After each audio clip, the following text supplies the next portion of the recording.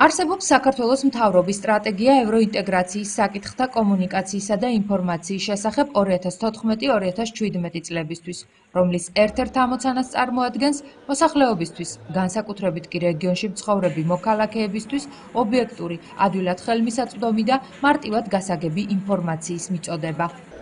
დაახლოებით მოსახლეობის 60% ინფორმირებულია. Კონკრეტებით არაფერი ისეთი ინფორმაცია არ აქვს, რომ უფრო კარგად ვიცოდეთ ევროკავშირის შესახებ ყველაფერს. Ისეთი ინფორმაციის ვაკუუმი ახლა საქართველოს და კერძო ჭიათურაში იმდენი ისე არ არის, მაგრამ როგორც ასეთი შეიძლება უფრო მეტის იმედი გვაქვს. უფრო დიდი წარმოდგენა გვაქვს ამ ევროკავშირზე. ყველაზე მეტ ინფორმაციას ევროკავშირის შესახებ თინეიჯერები ფლობენ. ევროკავშირი არის ერთ-ერთი მთავარი ორგანიზაცია, რომელიც მონაწილეობს მსოფლიო გლობალიზაციაში. მასში არის გაერთიანებული 28 დემოკრატიული და სუვერენული სახელმწიფო და მათი ერთ-ერთი თვისება ის არის, რომ დაიცვას მშვიდობა მსოფლიოში.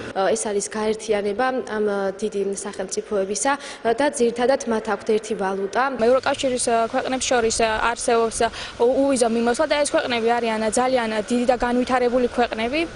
რადგან ინფორმაცია აქვთ, არ უჭირთ ისაუბრონ ევროკავშირში გაწევრიანების დადებით და უარყოფით მხარეებზე. ჩემი აზრით ეს პირველ რიგში ქვეყნისთვის იქნება დადებითი, როგორც ეკონომიკური, ესე პოლიტიკური თვალსაზრისით. რა თქმა უნდა, ჩემი აზრით საქართველოს თუ შევა ევროკავშირში ერთი მხრივ კარგიც იქნება, მაგრამ უნდა აღინიშნოს ის ფაქტორიც, რომ საქართველოში ტრადიციები რაც გვაქვს შეიძლება წარიშალოს. თუ ევროკავშირში შევლიან, ეს შესაბამისად განაპირობებს მისი ქვეყნის ეკონომიკურ ძლიერებას. ჩვენი უსაფრთხოებისთვის ევროკავშირი არის ერთ-ერთი ასე გამოსავალი.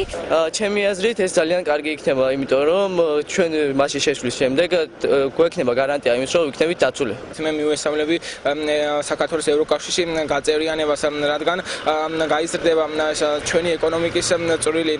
მათთვის ინფორმაციის მთავარი წყარო გეოგრაფიის სახელმძღვანელო და ინტერნეტია. ინტერნეტში ვეცნობი ინფორმაციას, აგრეთვე გაზეთებიც დაარიგე სამასწინად ბუკლეტები იყო ევროკავშირის შესახებ, პრეზენტაციებიც მოვისმინე, ევროკავშირის შესახებაც, ნატოს შესახებაც იყო და საერთოდ მაინტერესებს ზოგადად გლობალიზაციის საკითხი. ინფორმაციას ძირითადად ვიღებთ წიგნებიდან, გეოგრაფიის წიგნებიდან და ტელესაშუალებებიდანაც და ასევე ინტერნეტიდან. ძირითადად ვიღებთ სახელმძღვანელოებიდან, მაგრამ არსებობს ასევე სოციალური ქსელები, სადაც ჩვენ შეგვიძლია მივიღოთ ინფორმაცია ევროკავშირის შესახებ. შედარებით უფროსი ასაკის მოქალაქეებისთვის ინფორმაციის მიღების მთავარი წყარო ტელევიზორია. მიღებული ინფორმაციის საფუძველზე ისინი იქმნიან საკუთარ წარმოდგენას ევროკავშირის შესახებ. მაგალითად შრომის კოდექსი შეიცვლება და უფრო ხალხისთვის ყველანაირად გაიქნება. ალბათ უფრო კანონია, უფრო შესაბამისად ამოქმედება, უფრო ევროპული დონის სახელმწიფო უფრო ჩამოყალიბდებით და უფრო მეტი დაცული იქნება ქვეყანა. ევროკავშირში გაწევრიანების მომხრეებსაც და მოწინააღმდეგეებსაც ერთი საერთო მაინც აქვთ. ყველა მათგანი დასკვნას მიღებული ინფორმაციის საფუძველზე აკეთებს. კარგია და მინდა რომ ვიყო ევროკავშირის წევრი. ბევრ საკითხში კარგია და ბევრ საკითხში უარყოფითია. იმიტომ ისეთ რაღაცებს კარნახობენ, მაგერი რომელიც ქართველი ადამიანისთვის მიუღებელი და ქართული სახელმწიფოსათვის. LGBT და ესეთი რაღაცები რო არის ამ კუთხით.